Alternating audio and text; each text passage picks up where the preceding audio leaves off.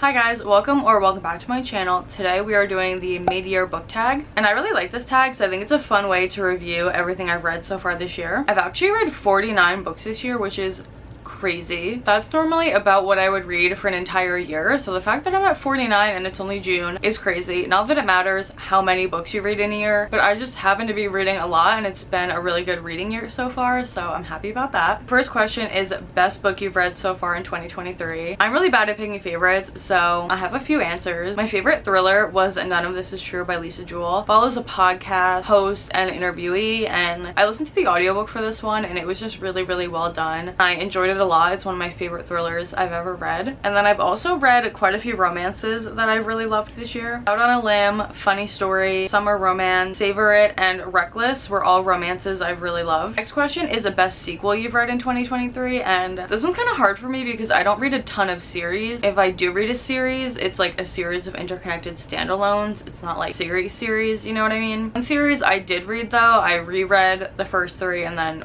read the fourth and fifth one for the first time, was Heartstopper.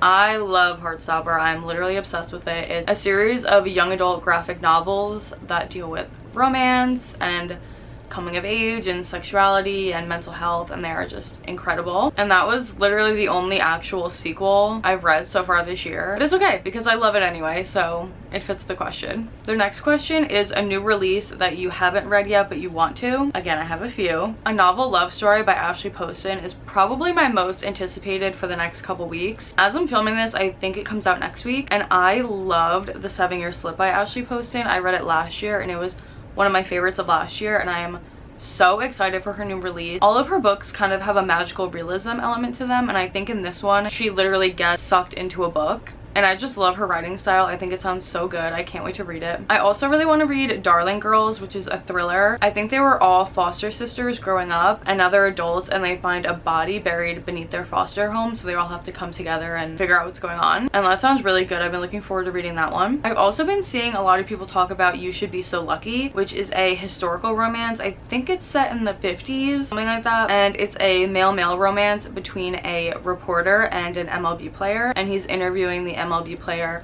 for the paper, and I have just heard it's so good, and it came out recently and I really want to get to that soon. And then the next question is most anticipated release for the second half of the year. Again, I have a few. I can't just pick one. I'm sorry. One that I am so excited for is Graveyard Shift by ML Rio. ML Rio wrote If We Were Villains, which is one of my favorite books. I've read it multiple times. It's just so good. It says it's a story about a ragtag group of night shift workers who meet in the local cemetery to unearth the secrets lurking in an open grave. And I think they find the gravedigger and follow him, and he's connected to other strange things that have been happening. I think it sounds really good. My only concern is that it's a novella, and I don't always love novellas, but I just love her writing so much. I think I'll still enjoy it. I'm also really excited for Casey McQuiston's new book, The Pairing. Again, love them. Red, White, and Royal Blue is one of my favorite romances. This is about two bi girls and their exes, but they end up booking the same food and wine tour in Europe, and they end up having a hookup competition. Literally sign me up. This synopsis is so good. I feel like if I were gonna write a book, the synopsis would be something like this. Like, it just sounds so up my alley. I can't wait. I'm also really excited for Nothing Like the Movies, which is the sequel to Better Than the Movies, which is a YA romance. I think it's really interesting that she decided to make this a series, because I feel like you don't see a lot of people just write a standalone romance and then decide to do a sequel. So I think it's a really interesting concept. I kind of like that it's gonna end up being like a second chance romance book, but just in two separate books instead of one, and I really like Lynn Painter's writing, so I think it's going to be really good. The next question is the biggest surprise of the year, and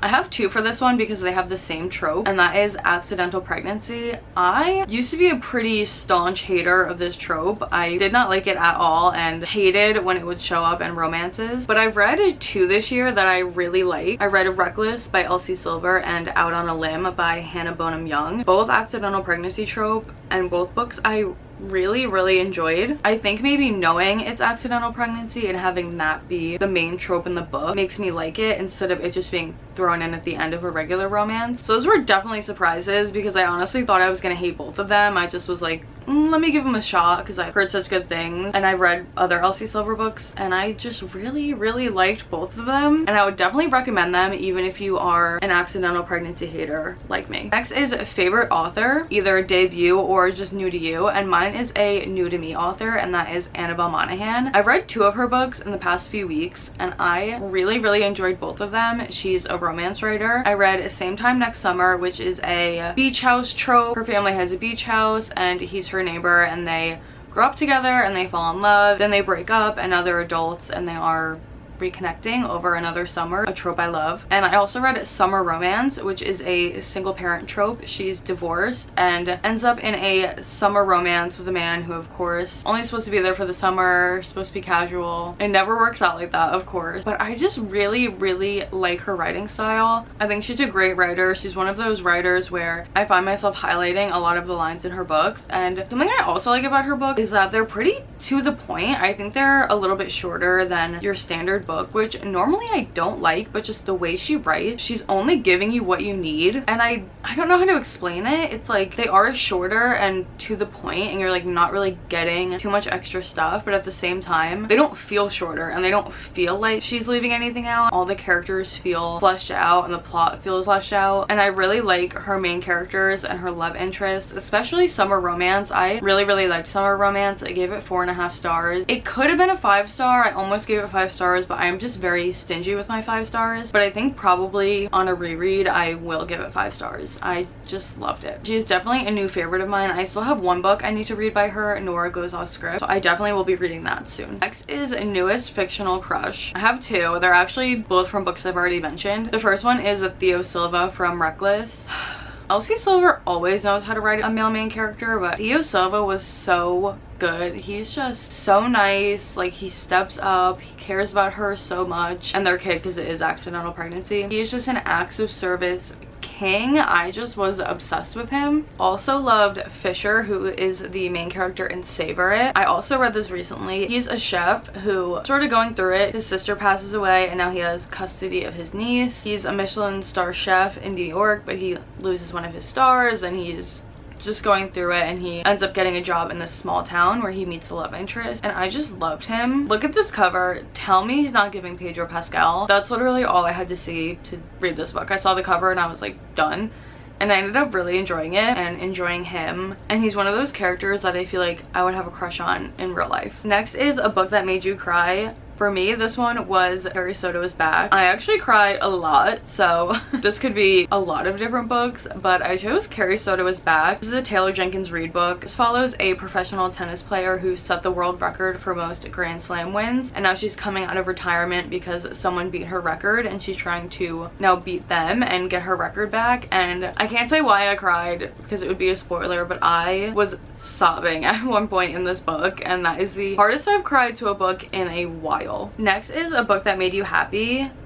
Again, I could put a lot for this, but I chose How to Honeymoon Alone. The main character in this is supposed to be getting married and it doesn't end up happening, but her honeymoon is her dream trip that she's wanted to go on for years. She planned the whole thing, so she decides to just go by herself. And on the first night, she goes to dinner and a man sits at her table because he doesn't want to have to wait for a table. And you find out he's also by himself and he has all these excursions planned, and he invites her to go with him so that they don't have to both be alone. And this book was just so fun. This was also one of those books that I hadn't really seen anybody talking about, so you know, I went into it like not really having high expectations or really any expectations, and I just ended up loving it. I love books like this. I love travel book, vacation books, and I just thought it was so fun seeing them go on all these excursions and go snorkeling and swim in the moonlight, and it's set on Barbados, and it was so summery and so fun, and I really enjoyed it. And I actually read it right before I went on vacation, so it was just perfect. It got me in such a summery travel mood, and it was just so much fun. I really enjoyed it and it just made me happy. Next is the most beautiful book you've bought so far this year or received, and I have to go get it. It's my copy of A Funny Story by Emily Henry. This book is just so stunning. The cover is pretty classic Emily Henry. I love the color scheme.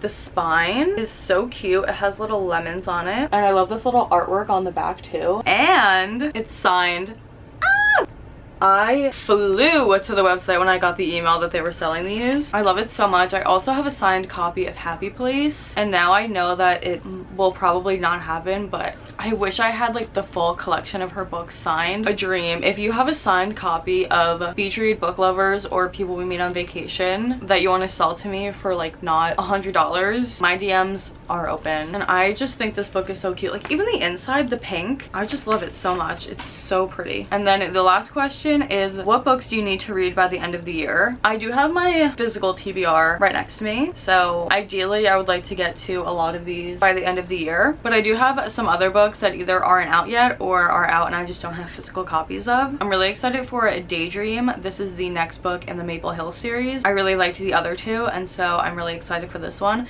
She's also wearing the folklore cardigan on the cover, so obviously I'm obsessed with her already. I'm also excited for Play Along, which is the next book in the Windy City series, which is a series of sports romances that I have also enjoyed. I DNF'd the first one, but then I really liked the other two, and I like what we've seen of these characters in previous books, so I'm excited for that to come out as well. I also want to read One Perfect Couple, which is a thriller that follows a couple who goes on a dating show on an island and people start dying, and I just think that is such a fun concept. And then another thriller, I also really want to read Riley Sager's new release, Middle of the Night, mostly because it's set in New Jersey, if I'm being real. I mean, I've read one Riley Sager book before that I really enjoyed, but this one is set in the suburbs of New Jersey, so I have to read it, you know. I have to represent the Jersey suburbs. And I think the plot of that one is he's camping with his best friend when they were kids, and his friend goes missing, and now he's an adult and he's coming back and trying to figure out what happened. And it sounds really interesting, and I'm just interested to see if I recognize where it's set or any of the places they go or anything like that. That was the last question. Let me know what you guys are excited to read this year, because I am always willing to add another book to my never-ending TBR. If you want to find me anywhere else, I'll have all my other socials down below as always, and thank you so much for watching.